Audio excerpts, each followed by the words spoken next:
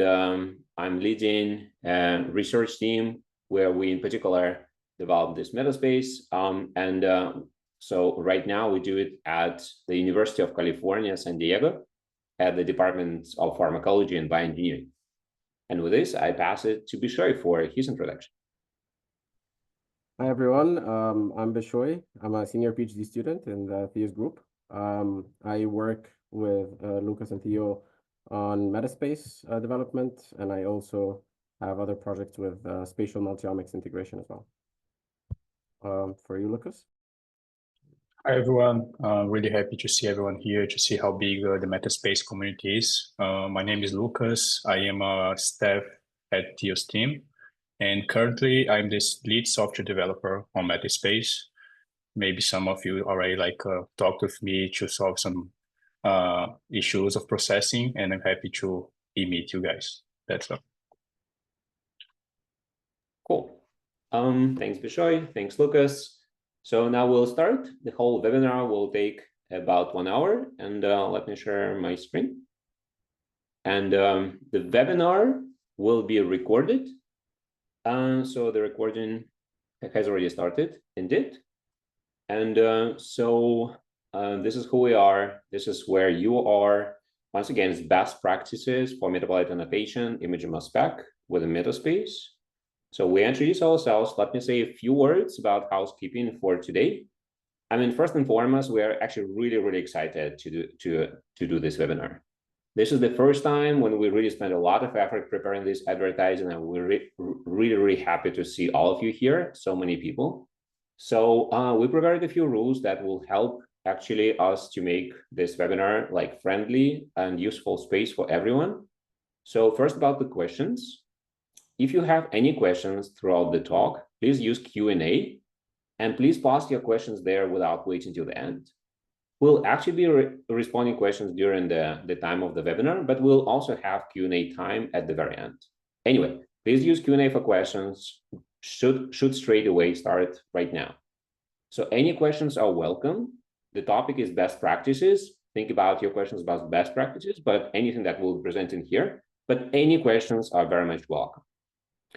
Concerning audio and video, out of courtesy, please keep your mic muted. And the webinar will be recorded, and we'll post it via email to all registered participants. The slides that we're presenting today, exactly the slides that will be available on the Metaspace website in the help section. And also, we would really appreciate if at the very end, you would stay for a couple of minutes and you would really fill in the survey. This will be shared in the chat. And if you can fill it in, this will really help us to make more webinars and make them more useful for you in the future. So with this, we will start. So we're starting here with a introduction. What is Metaspace? It might be basic for those of you who already use Metaspace, and I see a lot of friendly faces and colleagues in the audience, but still. So Metaspace is a platform for metabolite annotation of image mass spec data. It is, broadly speaking, for spatial metabolomics, but also for spatial lipidomics. And there are exciting developments of our collaborators to use it for spatial glycomics, which we call N-glycomics. And the Metaspace from the beginning has two essential enabling components. One of them is the engine for metabolite annotation, data in, molecules out. This is how we started. And this is really the core part of Metaspace. But the second essential part of Metaspace and our contribution to the community is the knowledge base. A knowledge base is a huge collection of public data sets that can be accessed, used, and reused by anyone. And on top of this, Metaspace is actually much more. Now, moving to why Metaspace. So once again, when we started working on Metaspace about 10 years ago, our key ambition was to resolve a key bottleneck, which back then was pretty pressing. We believe that it's still pressing now, but we have a very good solution. And for us and many collaborators, this was an not only enabler, but also facilitator in ImageML spec. And the key bottleneck is metabolite ID. So how can we do metabolite identification of all this data? How can we find molecules on the data so that we can proceed from acquiring data, processing, visualizing to really molecular validation and interpretation? So, and now we have this solution for small molecule metabolites, for lipids, for glycans. What's essential for us, but also for the community, is our method does it with a so-called false discovery rate controlled manner. And that means it's controlled confidence. It is very useful for the cases where you don't know whether data is good or not, because bad data in will be actually nothing out. It's not crap in, crap out. It's crap in, nothing out. But it also helps to compare results between the experiments, labs, and so on. And also, all of this that we're doing can be done in the web browser.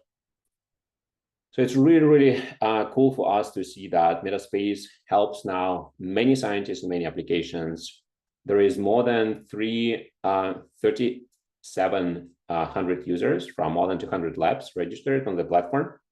So, and we have by now more than 580 user publications, excluding reviews.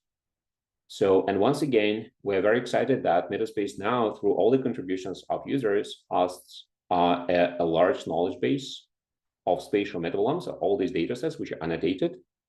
And by now it's more than 10,000 public data sets with metadata. And these public data sets, they're all accessible under a so-called CC BY license. So they're really easy to use. And METASPACE is open. It is open source. It's also free to use for everyone, supported by grants. It also can be used headless through Python API, but also we are adding now many converters to really link METASPACE to other platforms, formats, and in particular so-called SCVerse, which is a big thing now in spatial single-cell omics. So yeah, it's pretty open and there is a lot of public data sets there. So with this, let me give you now a quick demo. So just like to really show how METASPACE looks like and what it does. If any one of you goes to metaspace2020.org, then you will see our landing page. So in here on the landing page, you can log in, you can log out, you can see, you can start browsing through public data sets, you can start looking through the projects. You can also see this in production. The essential for the beginners page is help. Go to help to really start your journey there. But let me now demonstrate to you how your data may look there. If I go here and I search for some project, and this is one of my favorite ones, whole body images contributed by Matthew Godin from Serbia back then, and Sharon Latham from Genentech. Now I can pick any data set from here. I can click, and all this pre-computed already, as you know, and I can see my microscopy. This is a beautiful image of a whole body section through a rat, which was used in pharma company for DMPK, but now I can select different molecules. I can even overlay these molecules, do tons of visualizations. And what's very important and what's key for METASPACE is, of course, that it's all linked to molecular entities. So here I can see which molecular entities can correspond to this ion. In this case, there are two isomers, creatine and another molecule. And there is, of course, much, much more here to really do annotation, to browse it, to share, to visualize, analyze, and so on and so forth. With this, let me go back to our presentation for the introduction.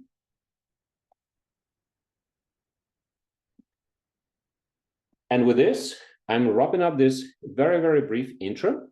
So I'm passing it to Lucas. And I would like to remind you all that if you have any questions about METASPACE, about what I have presented here, or about best features, please post your questions in Q&A. Lucas, over to you. Thanks, Theo. Let me share here the slides. Okay. Can you guys see the slides? Yep, looks good. Okay, so thank you, Theo, for introduction. Hi, everyone again. Today I'll be presenting to you on this section the latest features of METASPACE.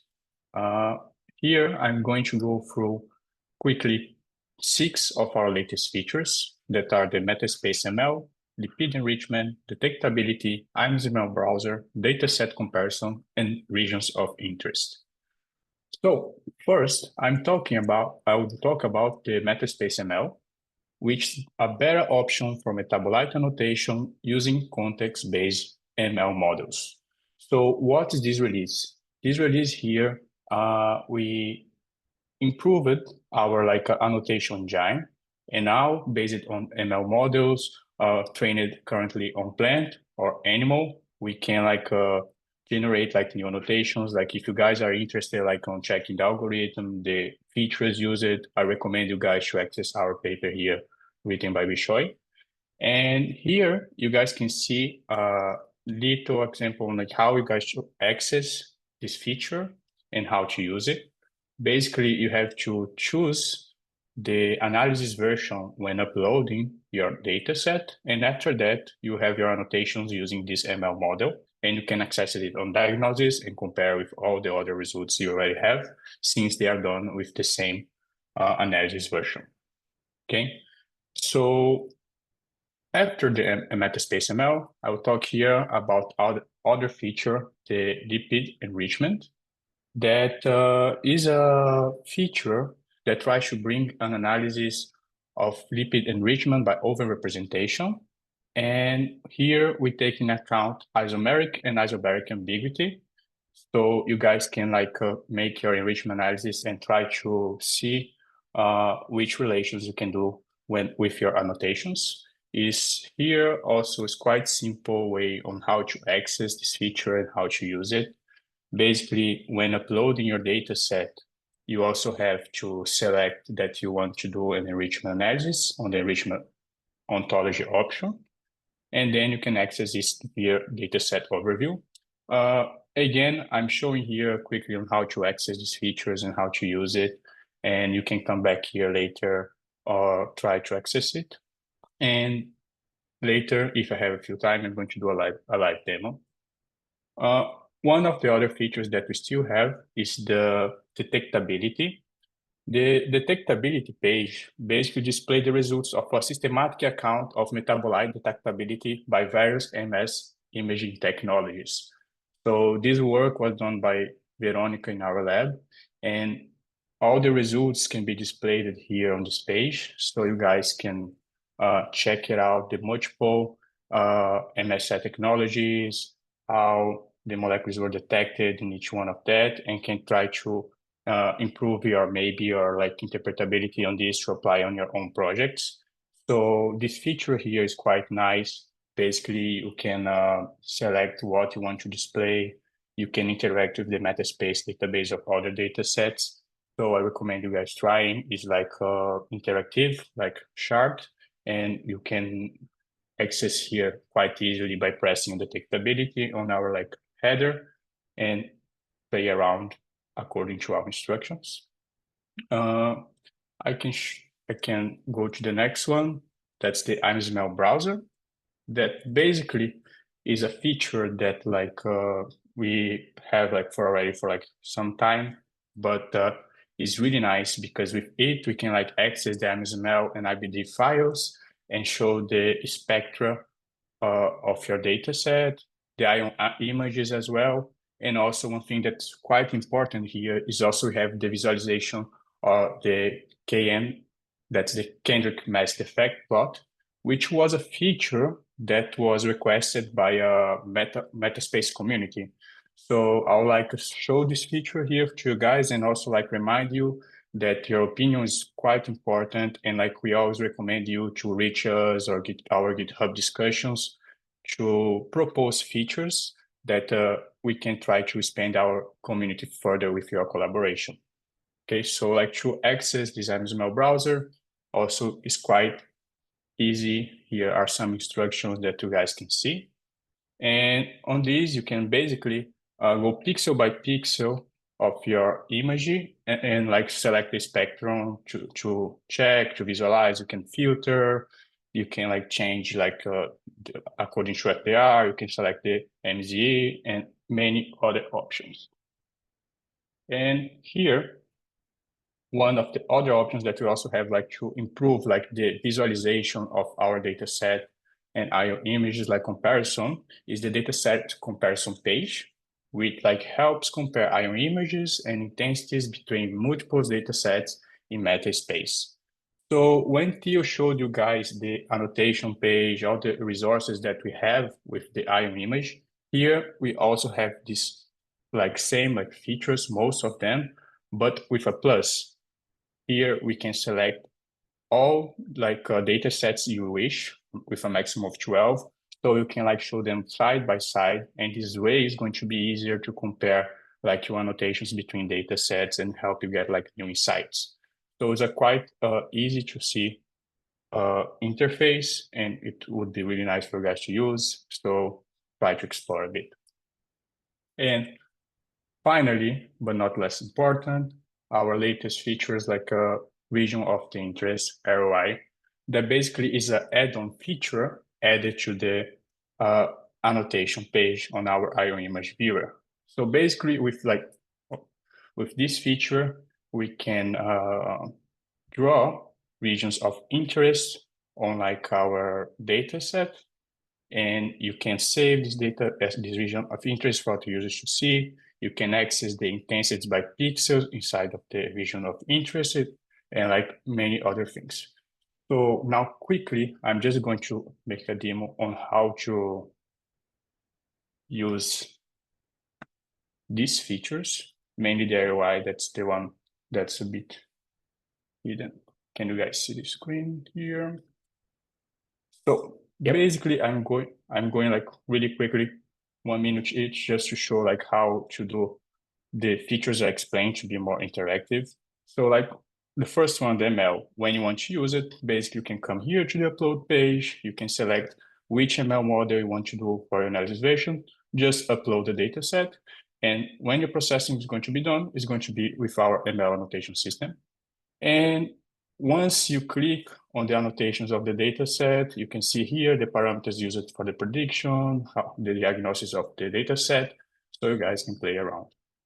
After, we have here this page. I'm just showing how to access like the data set overview page. That's here that we're going to find more of our like latest releases and features to access. So for example, here, if you want to go to the Amazon browser, you just click, or now you want to see the enrichment, you click in the enrichment, and you're going to see that you have like here our enrichment analysis, like that's an interactive chart.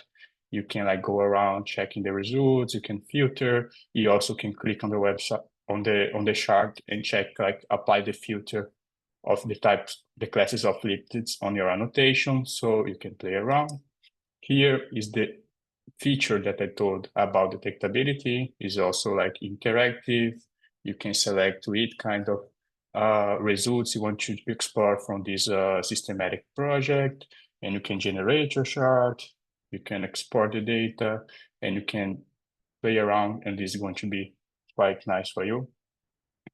And this one is the Amazon browser page that basically can check the spectrum by pixel. Basically, on the actions button, when you click Amazon browser, you come here and you can select the pixels to explore the spectrum of the pixel. You can apply the filters. You can like also zoom in, zoom out.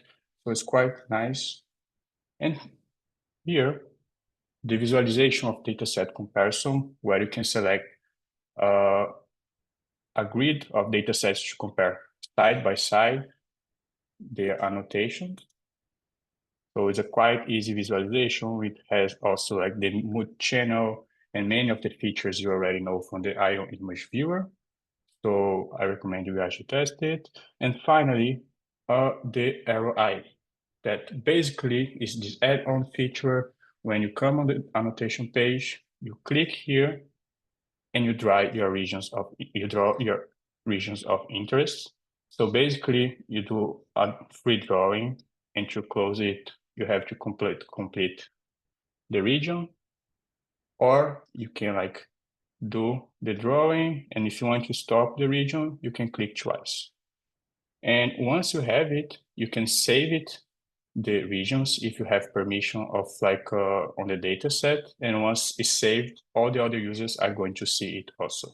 Here you can also like download the intensities of the areas with these pixel intensities, and you can rename accordingly to the name you want.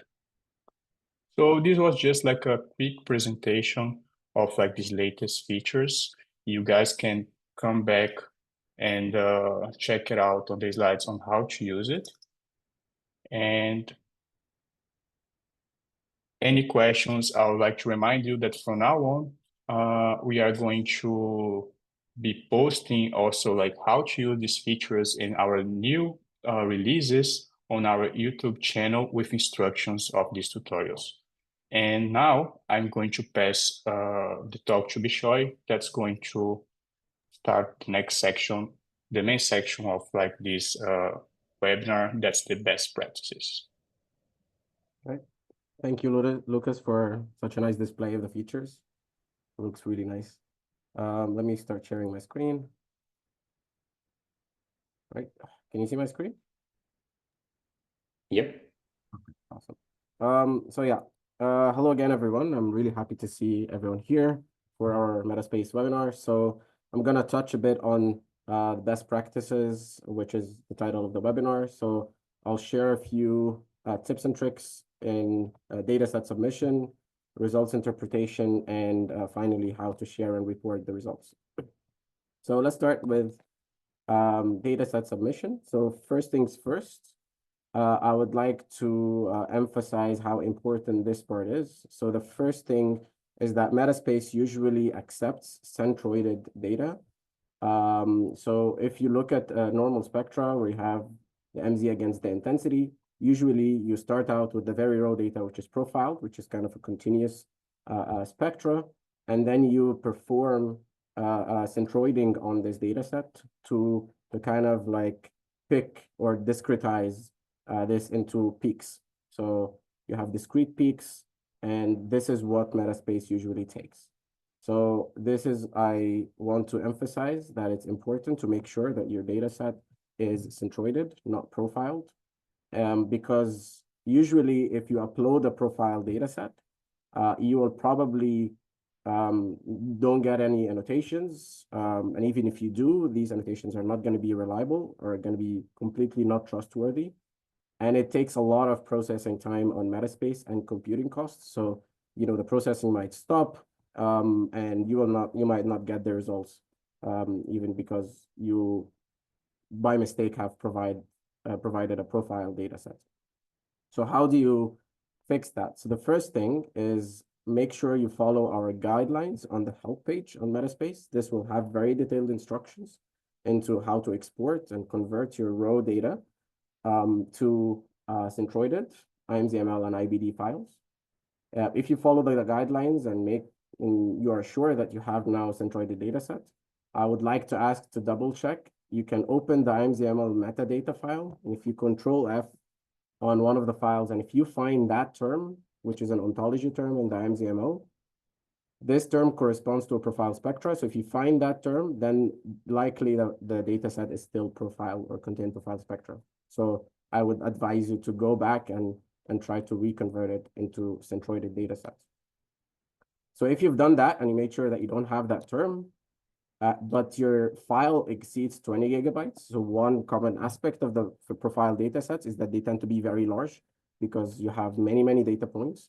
So if your file exceeds 20 gigabytes, because this is one of the limits that we apply in Metaspace to make sure that we don't receive very large data sets that are probably might be centroided.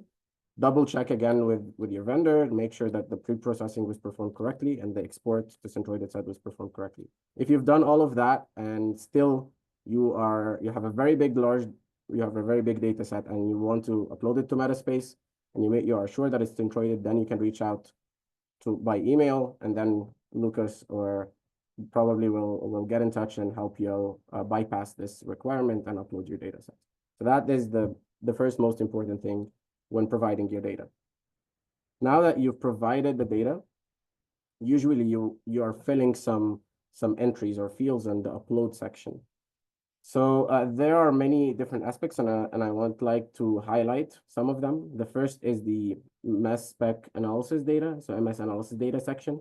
Here you'll find information about the polarity, the ionization source, the analyzer, the resolving power. So first, make sure you enter everything correctly because it does really matter. It does affect how your data set is processed.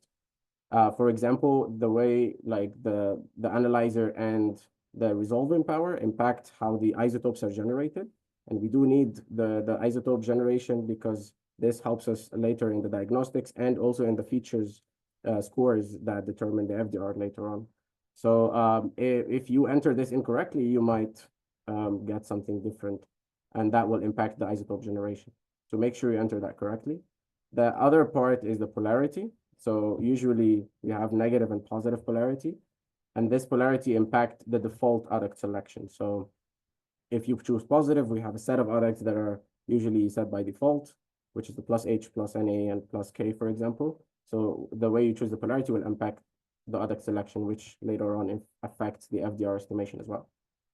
So again, recommendation is to ensure that this is provided correctly, and then before you provide your data to Metaspace, make sure you have high mass accuracy depending on the type of analyzer you have. So you make sure you have 3 ppm if you're using Orbitrap, 10 ppm for timsTOF Flex. And if you have any questions, make sure you consult your mass spectrometrist or your vendor for further instructions. So now that we've covered this, the next part is the annotation settings, which is usually at the bottom of the upload page. So for the annotation settings, there are many other important fields. The first is the metabolite database. The metabolite database affects what kind of annotations you will get in the end. So here you will see some of the core databases that Metaspace already has. For example, HMDB is one of the core databases. And the choice of which database you use affects what type of annotations you get in the end and affects how the FDR is estimated. So usually, that's not a linear relationship, but usually if there is a large database and you have many annotations, you are more likely to get false positives. So make sure you pay attention to how you select the databases if you are maybe providing your own custom database. So that is the first thing to pay attention to. The second is adduct selection. So again, select only adducts common to your ionization source to prevent any spurious annotation.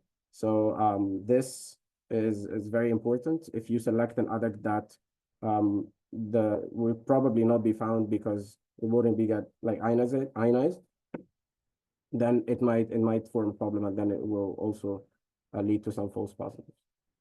Finally, for the MZ tolerance, usually if you have a higher MZ tolerance, that kind of increases the ambiguity because you're increasing the window for which you're searching through the peaks. And then that reduces, again, the annotation at a certain fixed FDR and creates more isobaric annotation. So isobars, we'll also explain that in the later slides. These are ions that have different formula, but have very similar, if not like indistinguishable M over Z. So that can result if you have a higher mass tolerance. And you can check out the original paper in especially figure 2I to understand the relationship between different MZs at different FDR and annotation numbers. So this is why the selection of these kind of fields matter. And again, for the recommendation, the first thing is you will notice that there's a small icon with a question mark next to each field. So if you hover on top of that, you will see a bunch of instructions in how to submit this. So make sure you read that first. And next thing, be careful with chlorine adducts. I've seen this in many data sets, and even the data sets that I analyzed, they can be, they're more likely to be more false positive. So, have an extra layer of scrutiny when it comes to this kind of chlorine adducts or how you deal with them. These adducts or the M plus or the M minus adducts should typically only be selected where annotating custom database where you're sure that the adduct is already merged with the formula. So if you already don't need an adduct to be added to the formula, then you can add those. For database selection, we already have a dedicated page for that, what type of databases you can use. and which one are used for. So for example, core metabolome usually recommended for mammalian data sets, as it's like small, concise, have a lot of endogenous molecules and more biologically relevant molecules. So you will get probably more annotations with core metabolome than, for example, other databases for mammalian data sets. When using a custom database, avoid exceeding, for example, 10,000 formulas. I mean, because we had this case before, someone kind of provided a custom database of over 1 million plus. That again will affect the processing time, will have higher cost, and you will get a lot of false positive out of this. So be extra cautious when you're making your custom database. And for any mass resolving power below 70K, we do recommend using a higher MZ tolerance to make sure you don't miss anything.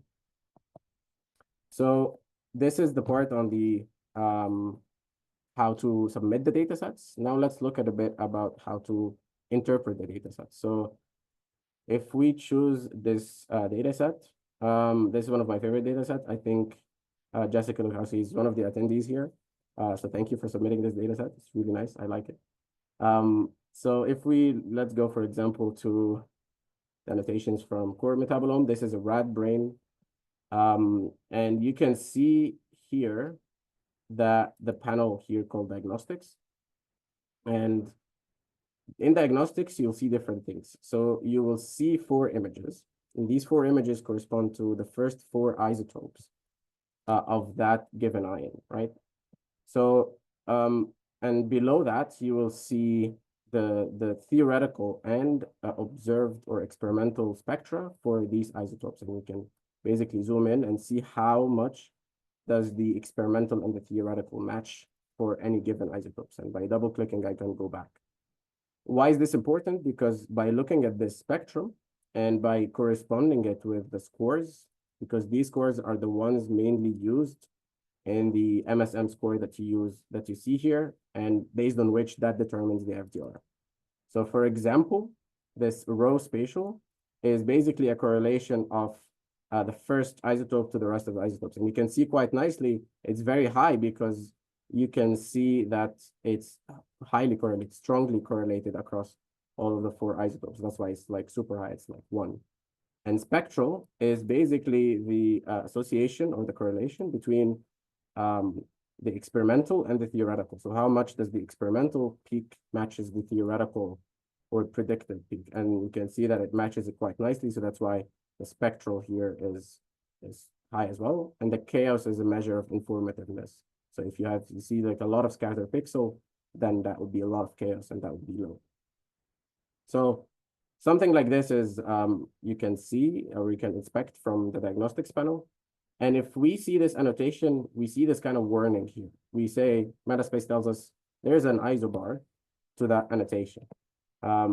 And we can use the diagnostic to inspect that isobar. So if you can see here, compare selected annotation to, and we can select the isobars. And if we select the isobars, we'll see now it duplicates the panel for the diagnostics. One for our selected annotation, which is the original one, and one is the isobar. And you can see by using the diagnostics, we can see that the isobar have very low spatial score, probably because the 3rd isotope doesn't match with the other 2. And if we look at the 3rd isotope here, so the blue again is the original annotation. The sample or the experimental one matches quite well with the theoretical, but for the isobaric ion, it doesn't match well with the theoretical, making us believe or leading us to say that the original annotation is the one that is more likely than the isobaric one. But nonetheless, METASPACE will tell you that if there is an isobar to check or not. So using something like the diagnostics tool here and checking the spectra and how it matches the images in the isotopes is very important to basically go through and inspect your annotations. So for the sake of time, I'll go back to the presentation and we can have other questions later on about the diagnostics.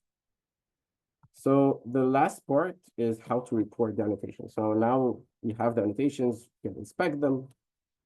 Images look nice. now we want to share a very nice image again to another collaborator. So one simple button that you can see on top of the annotation of the image viewer is the share button. If you click on it, it will give you this link, which you can use and copy and send it to someone else for sharing. So if you're using, if you want to share a specific annotation with someone else, make sure you use that. It's pretty useful, and it will make it easier and reproducible to see this video. The next thing we want to highlight is the project publication. So the project is basically, you have many different projects here, and each project has different data sets. And you usually use that project as an area where you can store the data sets and keep uploading till you are sure that this is the final list of data sets that I can use for the paper, and then I want to publish it. So let's go through how to actually publish a data set. So I'm going to create a new project. Let's name it like test project, create, and then it doesn't have any data sets yet, but like if I go to the publishing tab, it will ask me to update the project details. So I'll say test 2025, for example, webinar test project. This is the test, for example. So here I'm providing the title for the project, an abstract of what the project is about, and a link for the project, which will replace this kind of big hash or ID here. And once I'm done, I'll click update. Then Metaspace will tell me we can create a link for the reviewer. So usually we'd need to send the data sets for review if for your paper. So once you click this button, Metaspace will give you a specific or special link that you can copy, and then you can send it to the reviewers. And once you go through the review, your papers get accepted, you celebrate, everything is nice, paper is out. Make sure you come back and add your DOI for the publication so that everyone else will be able to see the published paper that is associated with this project. So that is usually what we want to see here. So if you want to see an example, you can go back to the project and sort by publication date. And if you click on that project, you will see that this project is published and it's already associated with a paper here. And if you click that, that will take you to the paper associated with that project. So we do have a lot of projects that are public, but still not yet associated with a publication. So do make sure to add your publication once it's finally out.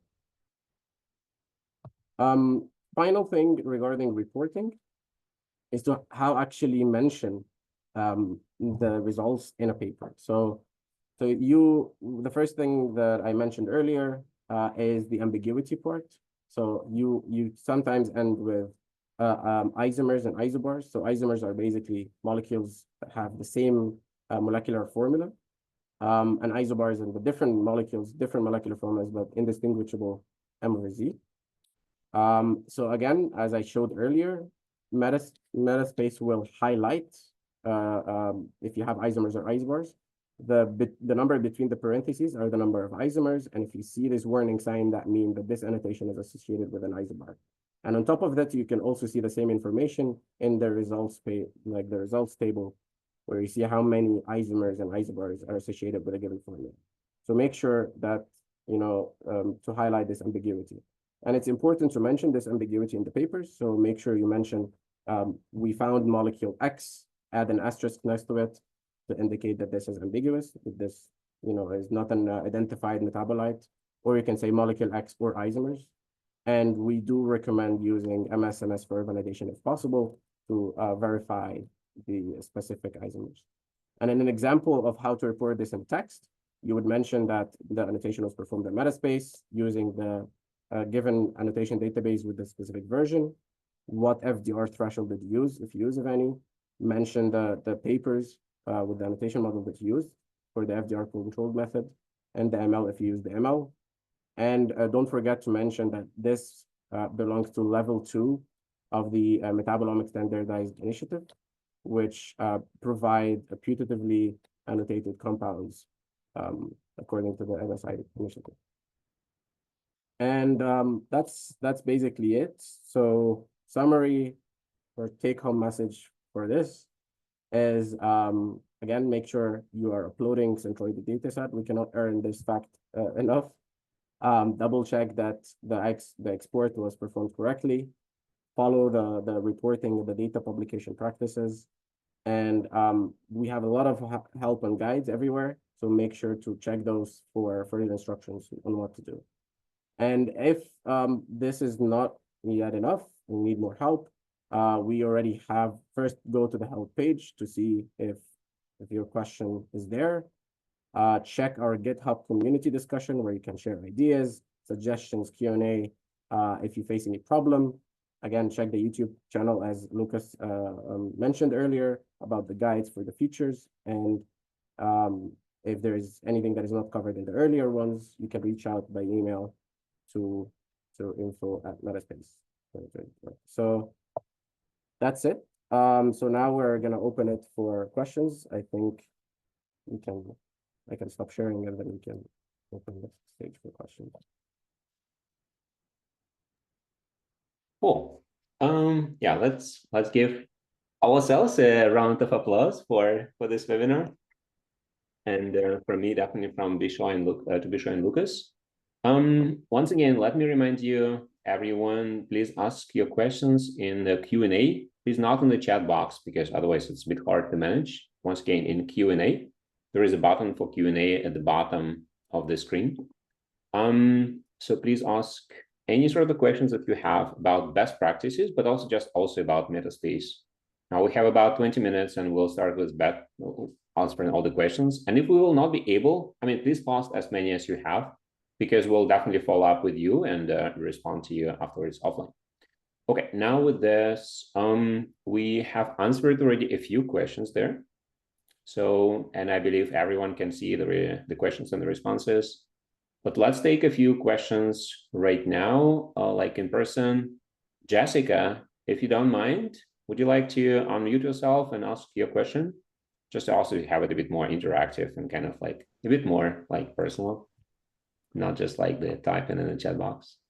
Jessica? Sure, I can do that. Can you hear me? Yeah, cool, thanks. Perfect.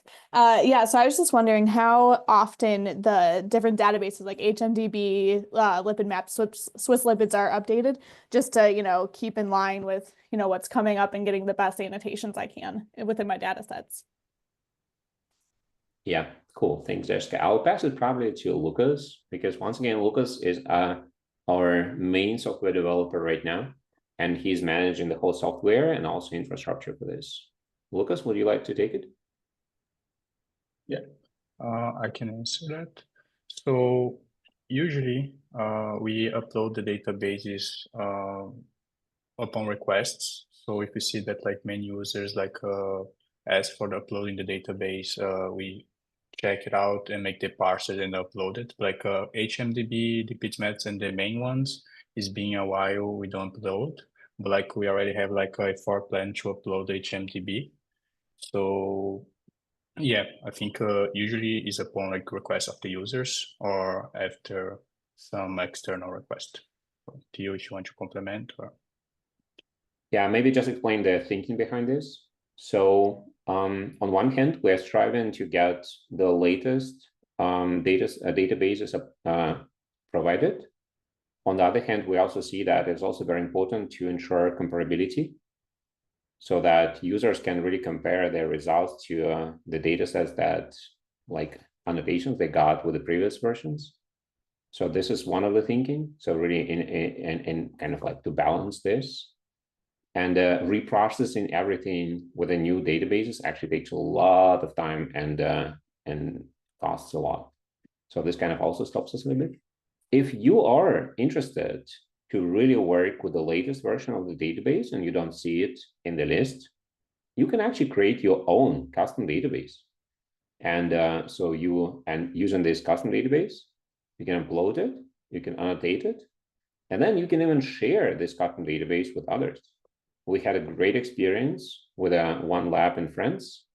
They used it for some plant data sets, and then after they shared this highly curated database with everyone. And we even took it to the list of default Metaspace databases. And now we get reports that it actually works the best for many planned data sets.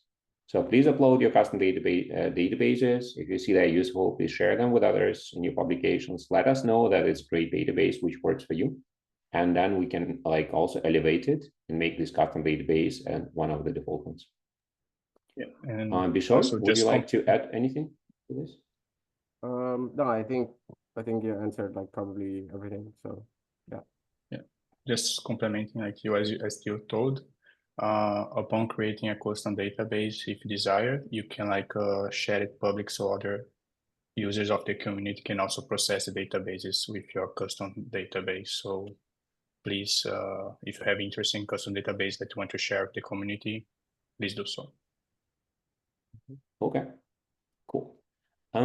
Ricardo raised the hand. Ricardo, maybe you can type your question in Q&A. We'll first take the question from Robin. I mean, just type it in the Q&A and we'll definitely come to this. Okay. We have a question. I will type it. Yeah, thank you. So, and Okay. so we have a question from Robin Yoshi. Robin, would you like to unmute yourself and ask your question? Hi. Thank you very much for your nice lecture. Yeah, very informative. So I just want to know, like, is it possible to upload a Rapiflex IMG file into METASPACE? So because we are trying to do, but if we couldn't do that, we are able to analyze DESI data, but unable to Rapiflex. So is it possible to do that with this? Yeah, thanks, Robin. So I'll take your question first. So, okay, when you say Rapiflex, I mean, there are two aspects here. I mean, first of all, you need to ensure that you're collecting data for the databases and the types of molecules that we're talking here about. Once again, this is metabolites, this is lipids, this is N-glycans, which was shorted by collaborators. Okay, lipids, great. Yeah, we acquired the I got it. lipid data in the Rapiflex. Yeah, I got it. Yeah, I got it. So the thing with the Rapiflex, maybe you can mute yourself because there is some background noise. So, okay, the thing with the Rapiflex is that Rapiflex data is unfortunately doesn't have enough resolving power and also enough stability in the mass accuracy for MS1 annotation to really get good results. If you start matching against the database, you will see some matches. But we know that the level of ambiguity is so high simply because of, again, resolving power and accuracy. So we in METASPACE, but also others, we see that it's extremely hard to get any confident annotations out of this sort of data. So that's why, in principle, we recommend not to really use Rapiflex for spatial metabolomics, spatial lipidomics. We don't do it ourselves. So I don't think that people really get best results. And the thing also that we normally recommend to have at least QTOF data, not in linear TOF, at least QTOF. That means thinking about this, timsTOF flags, Waters, QTOF. I mean, for conversion work with Waters, with their software. This is, we ourselves and our users have good experience. Rapiflex, unfortunately, is doesn't really provide this resolving power and max accuracy. Bishoy or Lucas, do you guys have anything to add here to Robin's question? I think Ricardo has the question. Ricardo, you can unmute yourself and maybe ask the question.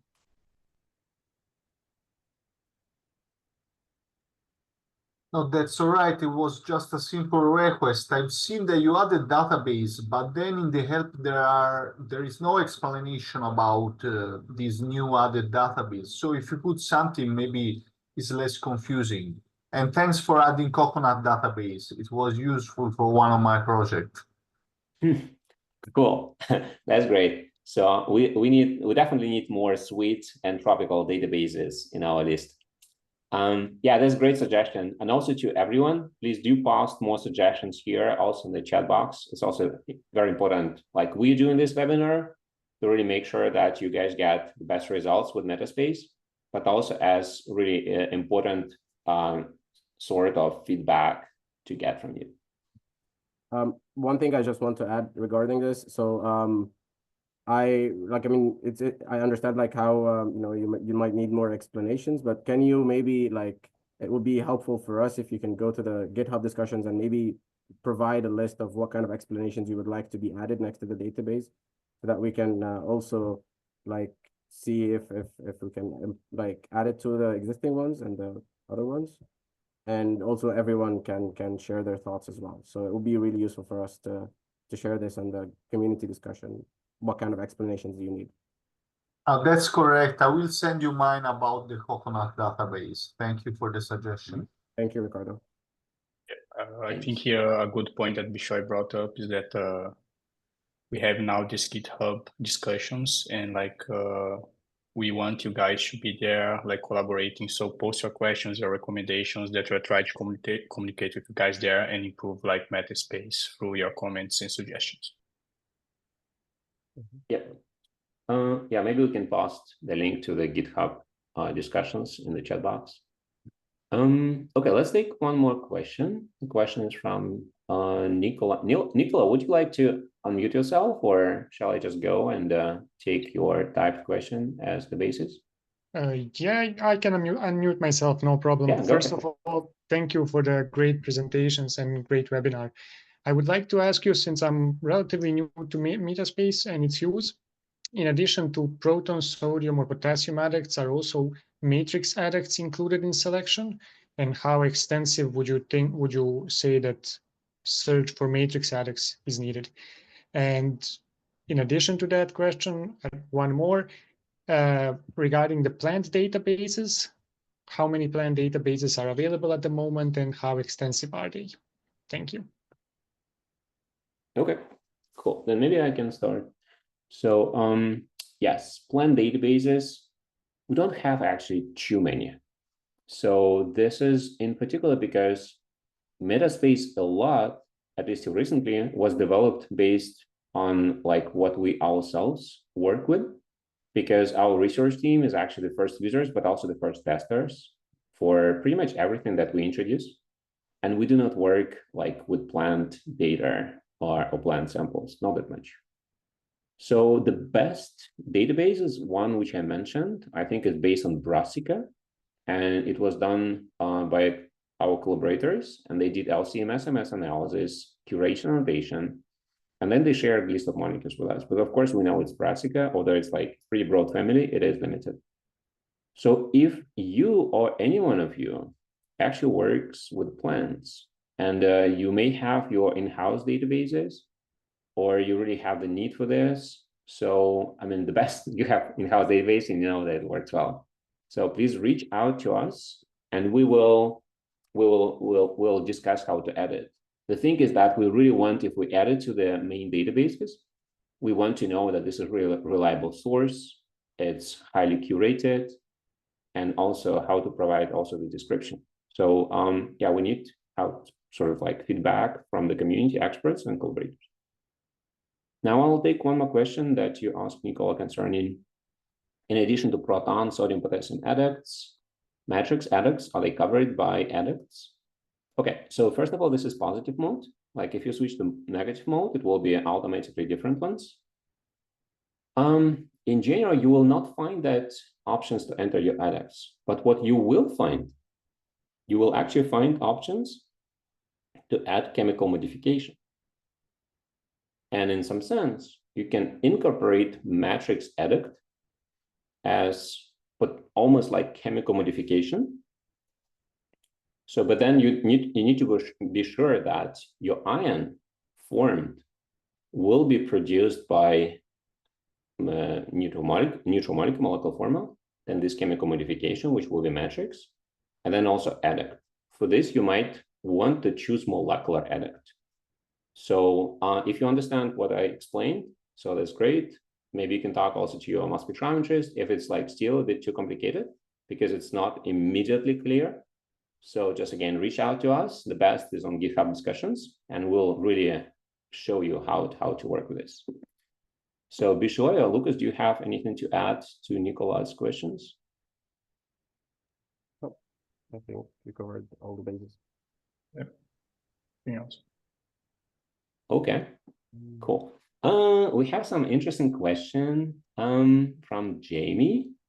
Jamie, would you like to unmute yourself and ask it in like with audio? Sure. I'm sort of a new person within the mass spec imaging field, but we have both TOF and an FTICR in one of our collaborator labs. And we, on our general LC and mass spec imaging TOF instruments, we notice the PPMs can be kind of positive, negative, will bounce around a little bit for different molecules. But for the FTICR, it did seem like similar molecules had the same mass error. And when we found one that was off, like if some were -2, -2, -2, and one was like +2, we'd go and look and see, oh, it's actually an adduct of some other type of molecule, and use that as another criteria. It was the first time I'd ever heard of it, but I wonder if that's something that's useful in looking for annotations or double checking annotations, or if that's more of a kind of a manual thing to do at the end. Yeah. Yes, I think, thanks, Jamie, for your question. I think your question is really excellent. And, but it's also for kind of like goes into like very kind of like advanced aspects of mass spec. In general, I agree. So what you're describing here is that if there is some sort of like imperfection in accuracy, then you normally should expect within the same mass range, these imperfections, they should be systematic. So if, for example, your mass spec is off, then you expect that your accurate masses, say from centroids, there will be like all kind of like -1 ppm, -1 ppm, -1 ppm for molecules with similar MZs. Yeah, it's excellent point. So we actually use this for debugging from time to time, and for this we use IMZML browser. Literally, like just this week, I was using this principle to understand how good our calibration is with our mass spec for a particular mass range, and surprisingly, it was only for like about like 20 or 30 MZ. Anyway, so I do think that this is a true concept in this sense. We do not have it actually implemented right now. So in METASPACE, because in METASPACE, if you go, you will not see delta MZs. You will see only theoretical MZ values in the annotation table. The principle is that we actually do not have it, but we can. Now we got also a question from someone, I believe, from the email or GitHub discussion.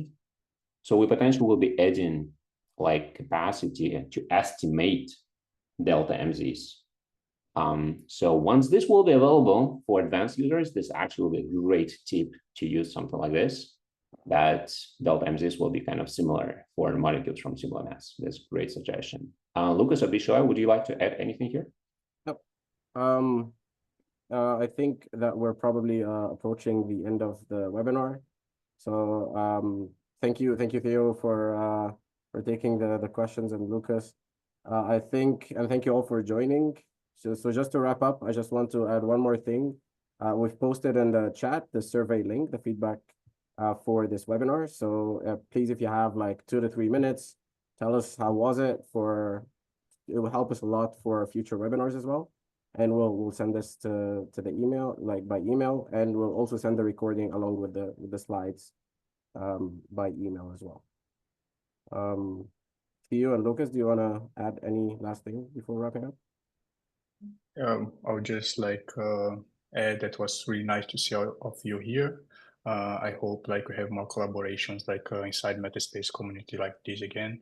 And please fill out the survey so we can like get the feedback and like improve for the next webinar if necessary. And that's it. Yeah, and the same for me. Thanks everyone for joining. So we are planning to organize these webinars regularly now. So we'll keep you posted on LinkedIn, or I think there will be also some emails you can subscribe to. So once again, thanks everyone for joining. It's really, really exciting. It's really, really cool for us to really see that METASPACE is used and there is a really good community formed. So very much looking forward to stay in touch with all of you with all these channels that now being opened. Cheers. Cheers.